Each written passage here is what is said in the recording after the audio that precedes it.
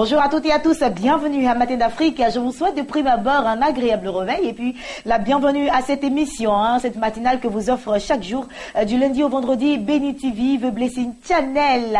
1er mai aujourd'hui, la fête du travail. Je vous souhaite une excellente fête du travail pour vous aujourd'hui qui vous reposez un tout petit peu parce que malheureusement pour nous travaillons encore aujourd'hui à cette fête du travail. Pasteur Boabilé, juste bonjour. Effectivement, bonjour, c'est la fête du travail et vous voyez, fête du travail et nous sommes au travail. Oui, nous sommes au travail. Atsin est là, Agathe est là, je crois que c'est pour vous servir bien sûr. Bien entendu, pour les téléspectateurs. On se fait le plaisir d'être là.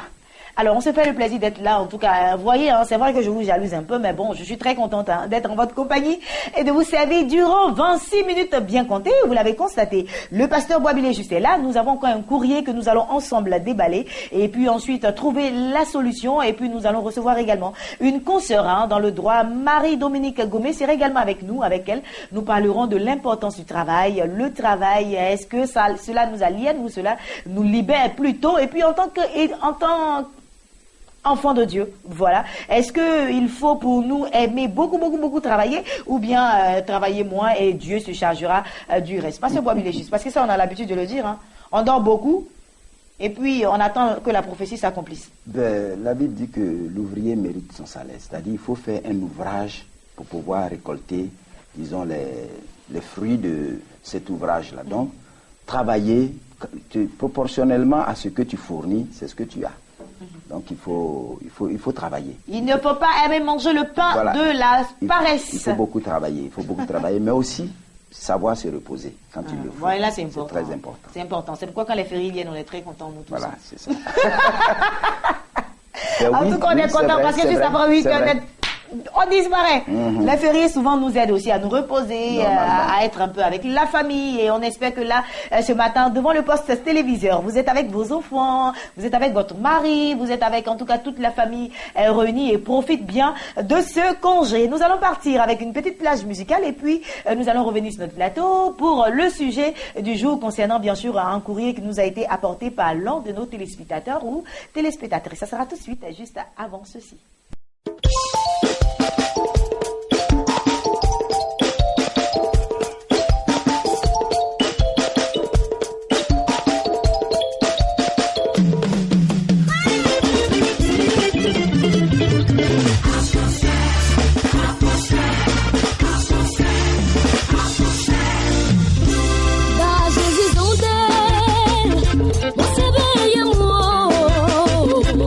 Às vezes onde eu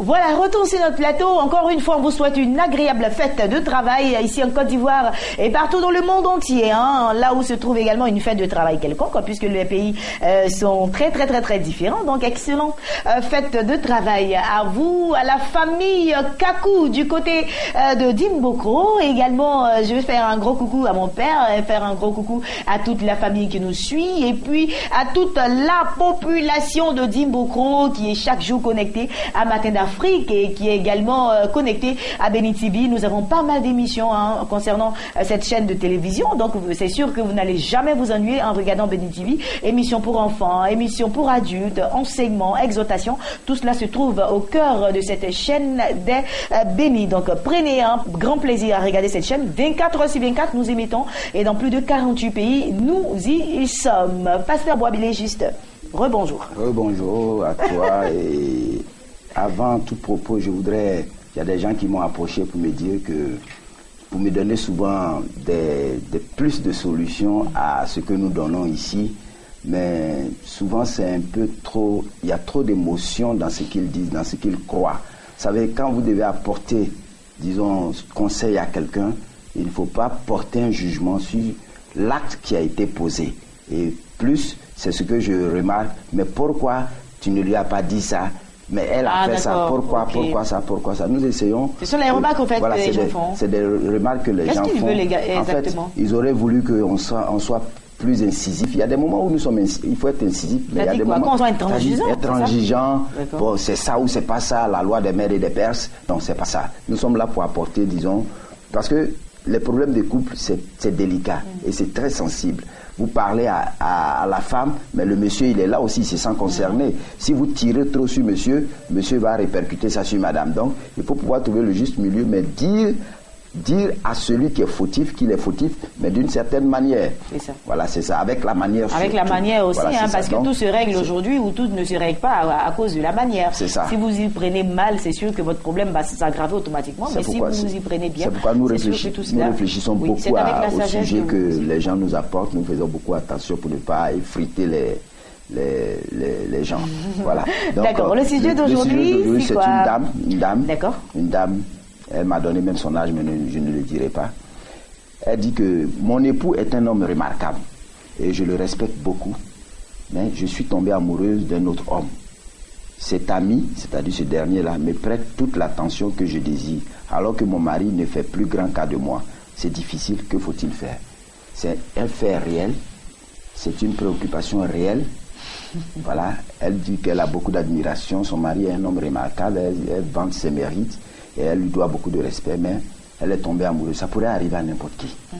Ça pourrait arriver à n'importe qui. Elle est tombée amoureuse d'un autre homme. Et cet ami lui prête toute l'attention qu'elle désire. Et alors que son mari ne fait plus grand cas d'elle. Donc c'est pour Combien d'années de mariage? Ça n'a pas été spécifié? Non, elle n'a pas spécifié, mais ils ont quand même 3 enfants, je crois. 3 enfants. Ok. D'accord, donc voici le cas qui s'impose à nous ce matin. Une dame mariée, 3 enfants, avec son époux, aujourd'hui tombe amoureuse d'un autre homme et puis elle demande ce qu'elle doit faire. Voilà, ce qui est paradoxal, c'est qu'elle dit son mari est remarquable, elle le respecte beaucoup, mais elle est tombée amoureuse d'un autre homme. Non, mais il y a un hic parce qu'elle explique. Hein. Voilà, d'aucuns diraient, mais pourquoi? Comment une femme mariée peut faire ça? Mais ça peut arriver à tout le monde. Et elle vit ce problème-là, on va essayer de l'aider.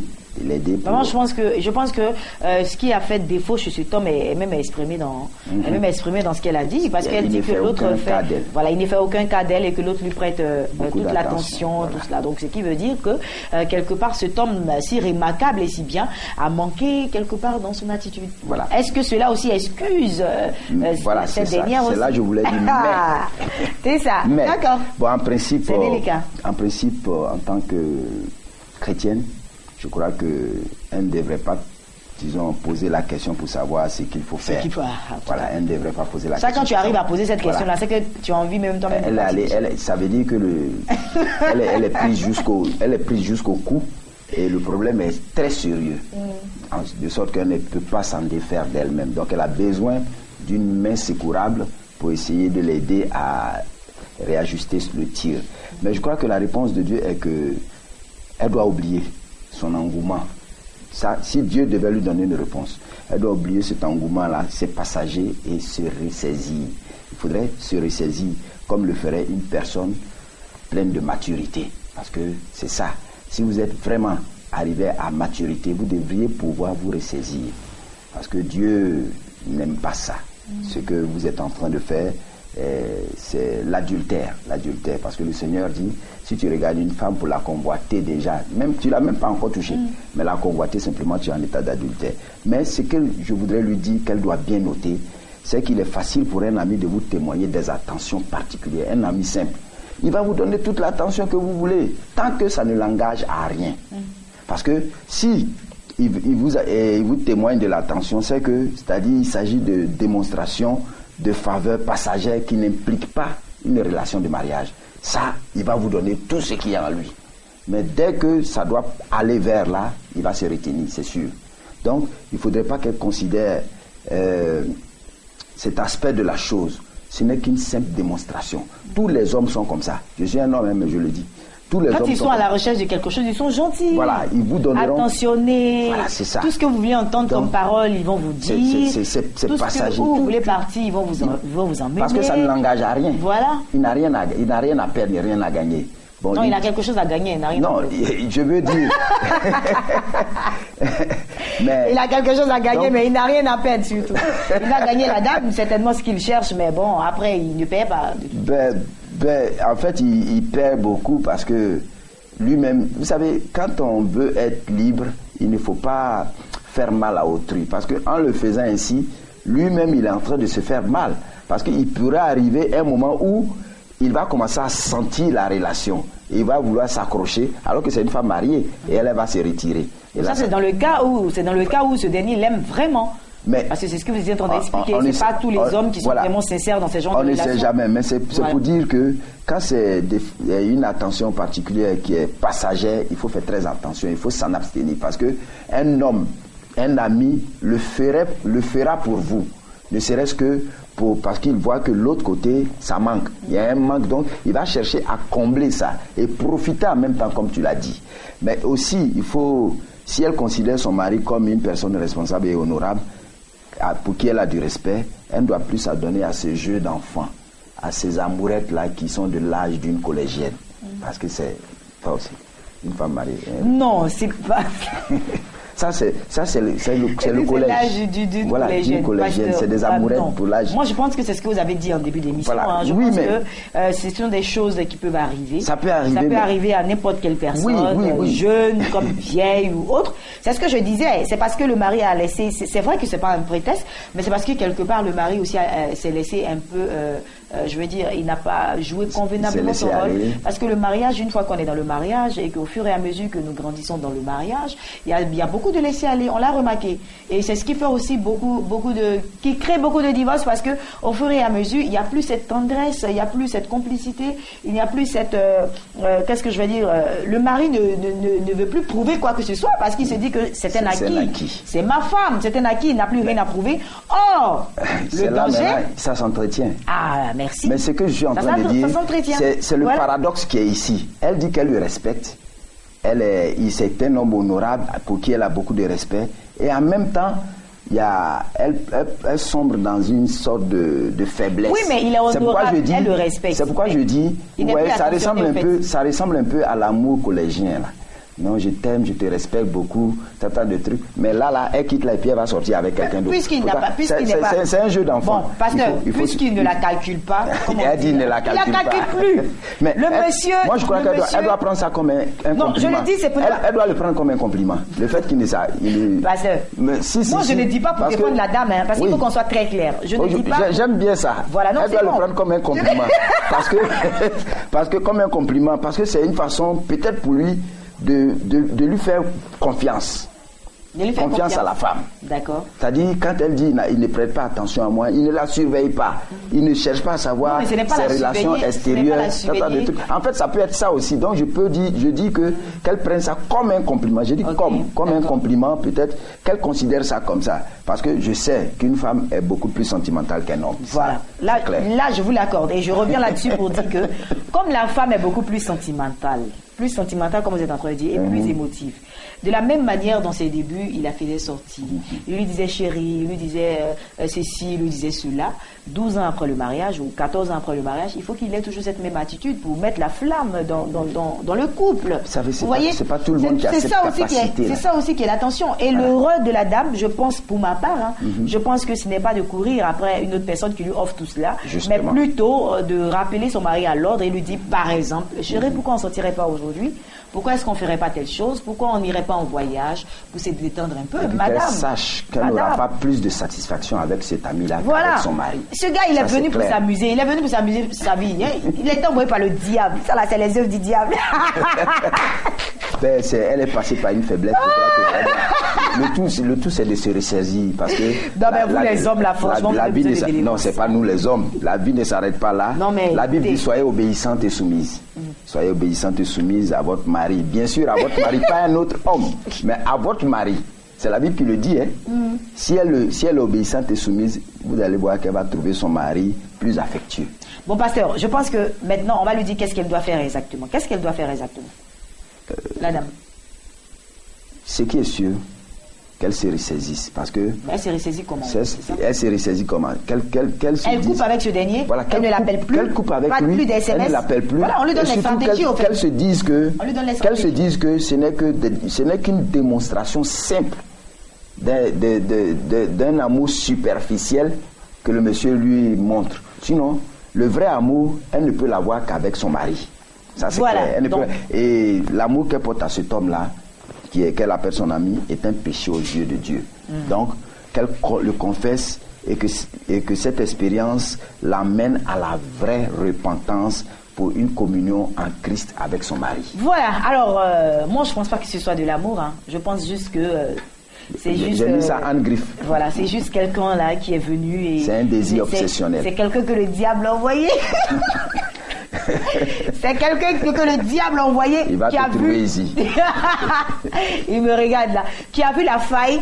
En fait, vous savez, dans le couple, quand le diable voit une petite faille, c'est ce que je disais tantôt, quand le diable voit une petite faille, forcément il envoie quelqu'un là pour venir vous distraire un peu. Je pense, madame, que vous devez vous ressaisir. Comme le pasteur l'a dit, d'abord votre époux doit se ressaisir. Donc pour que votre époux puisse se ressaisir, parce qu'il peut ne pas savoir, s'en rendre compte qu'il est en train de vous négliger ou faire quoi que ce soit, donc faites-le asseoir, dites-lui ce que vous ressentez sincèrement, dites-lui ce qui vous manque, que vous avez envie de ressentir auprès de cet homme-là, dites-lui que vous avez envie de sortir, dites-lui que vous avez envie de manger, dites-lui que vous avez envie de faire beaucoup de choses avec lui pour éviter d'aller de l'autre côté satisfaire certains besoins qui ne sont pas forcément nécessaires. Le pasteur l'a dit, c'est un adultère. C'est de l'adultère, donc vous aurez péché contre Dieu. Ce qu'il faut faire pour éviter tout cela, prenez votre courage à deux mains, confiez cela entre les mains du Seigneur. Ne recevez plus d'appels, ne recevez plus d'SMS. Vous pouvez même effacer le numéro de ce dernier, effacer son numéro.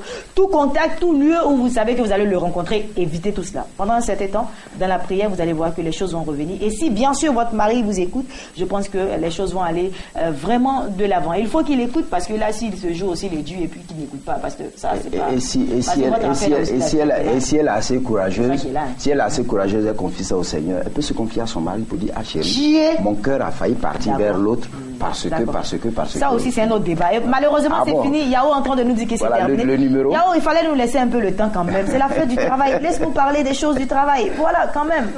Et ils peuvent envoyer leur histoire. On espère qu'elle est satisfaite. Madame, on espère vraiment que vous êtes satisfaite. Essayez d'oublier au numéro qui s'affiche au bas de l'écran. Et puis si vous avez des problèmes, vous avez également vos préoccupations, vous pouvez nous envoyer des SMS au pasteur Boisville juste. Des SMS, pas d'appel, rien que des SMS au 00225 47 10 75 98. Je reprends. 00225 47 10 75 98. Et bien sûr, avec l'aide de Dieu, on essaiera de parler de votre sujet et vous satisfaire. Merci infiniment. Pasteur Boisville juste. Ouais, je ferai la commission au monsieur pour dire que vous dites que c'est le diable qui est venu comme ça.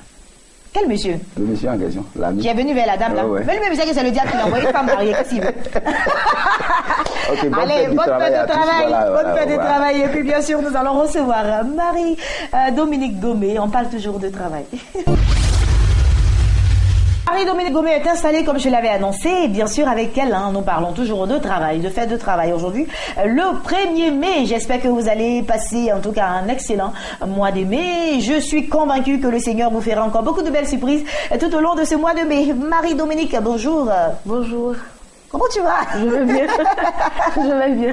Allez, toi aussi, tu es là pour souhaiter une belle fête de travail à tout le monde et puis, bien sûr, nous dire un peu d'où est-ce que tout cela vient et tout cela. Oui, c'est ce que, comme tu as dit, souhaiter une bonne fête de travail à tous les travailleurs, même si nous, on est au travail aujourd'hui. Mais c'est une façon pour nous aussi de remercier, enfin, de célébrer cette journée-là qui est assez particulière pour nous. Alors, hier, j'ai tenté, parce que, comme tu sais, je fais la chronique concernant le droit et j'ai tenté d'expliquer un peu l'origine de cette fête-là. Et je pense que certains téléspectateurs ont pu suivre. Mais bon, pour ceux qui n'étaient pas... Qui n'était pas là, c'est juste pour revenir un peu dessus. Donc voilà. Ok, donc d'où est-ce que tout cela vient? On t'écoute. Parce que moi aussi, j'étais pas là. Alors, ce qu'il faut savoir, c'est que la fête du travail, le 1er mai, c'est une commémoration en fait d'un massacre qu'il y a eu à la suite d'une révolte. Okay. C'est-à-dire qu'aux États-Unis, il y avait une entreprise qui avait des employés et qui les faisait travailler, je veux dire, plus de 8 heures par jour. Et ils n'avaient pas droit au congé, ils n'avaient pas droit à un repos hebdomadaire. Donc ces travailleurs-là se sont révoltés et ils ont décidé de faire une manifestation, donc de faire la grève pour exiger d'abord que la journée de travail passe de 12 heures à 8 heures et ensuite qu'ils aient un jour de congé, je veux dire un congé hebdomadaire. Et donc à la suite de cela, il y a eu des morts, des blessés. Il y a eu 8 personnes qui ont été emprisonnées et parmi ces 8 personnes, il y a 4 qui ont été pendues. Et plus tard, il y a eu un peu, je veux dire, on les a réhabilités et après on les a lavés publiquement, on les a innocentés aux yeux et au vu de tout le monde. Voilà. Waouh, ok. Donc c'est de là qu'est parti ce jour férié que tout le monde célèbre avec. Voilà. À l'origine, cet événement s'est passé le 3 mai. Mais pour des questions, je veux dire, de bienséance ou d'organisation du mois et tout, la commémoration a été instituée le 1er mai. Et donc c'est de là que c'est parti et tout. Avant c'était vraiment un moment où on ne travaillait pas du tout, on ne faisait rien, on s'asseyait à la maison, c'était pas autorisé de vendre, de quoi que ce soit. Mais bon, au fur et à mesure... Là c'était vraiment un véritable férié chômé payé. C'était vraiment un véritable... Il n'y a aucune activité, waouh. Donc voilà, après, bon, avec le temps, c'est devenu un peu banal, c'est juste férié, chômé, payé. Mais à l'origine, voilà, c'est une révolte qui est commémorée. Donc voilà. En tout cas, merci beaucoup, Marie. Dominique, d'être passée sur notre plateau pour mieux nous éclairer aujourd'hui la fête du travail. En tout cas, on te donne la permission de souhaiter bonne fête de travail à une connaissance, à un parent. Ah, d'accord, merci, c'est gentil. Alors, donc, je vais souhaiter bonne fête du travail déjà à l'ensemble des employés de Béni TV. Merci. Pour commencer. Et puis, bonne fête du travail à tous les membres de ma famille qui sont en train de se reposer en ce moment pendant que moi, je suis assise avec toi sur le plateau. Donc, voilà, c'est une bonne fête du travail à toute la Côte d'Ivoire. Parce que avec le travail, on peut évoluer. Et sans le travail, on ne peut pas avancer. Donc, célébrons le travail, fêtons le travail et surtout, sachons tirer profit et bénéfice de ce qu'on fait comme travail. Voilà. Merci infiniment. Et quant à moi, je voulais souhaiter une excellente fête de travail à vous tous, téléspectateurs d'ici et d'ailleurs. Merci de nous avoir suivis dans le cadre de Matin d'Afrique. J'ai pris beaucoup de plaisir à être en votre compagnie. N'oubliez surtout pas le prophète Franck Assaré, toujours dans nos murs du côté de l'église évangélique La Bénédiction d'Adjamé. Allez-y et beaucoup de bonnes choses vous attendent là-bas. Également, événement à ne pas oublier le 3 mai prochain, le dimanche, le grand concert du groupe Eden. C'est au Palais de la Culture sur le coup de 15h. Passez une agréable journée, un bon week-end et puis une belle fête de travail et surtout un excellent mois de mai. Que Dieu bénisse ce mois de mai et que tout ce que l'ennemi tentera de faire contre votre vie, contre ce mois de mai, soit voué à l'échec au nom de Jésus-Christ de Nazareth. Soyez bénis, on se donne rendez-vous demain, même heure, même canal. Que la grâce et la paix de Dieu demeurent sur vous. À lundi.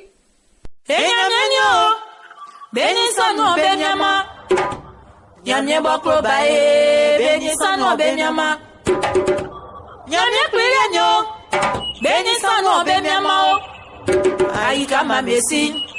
Bénissons nous, bémiama. Yamien bo pa masranou. Bénissons nous, bémiama. Yamien bo mangwanio. Bénissons nous, bémiama. Isotia ela nyamia se utitio. Ela nyamia se utiti bien kwa uwe.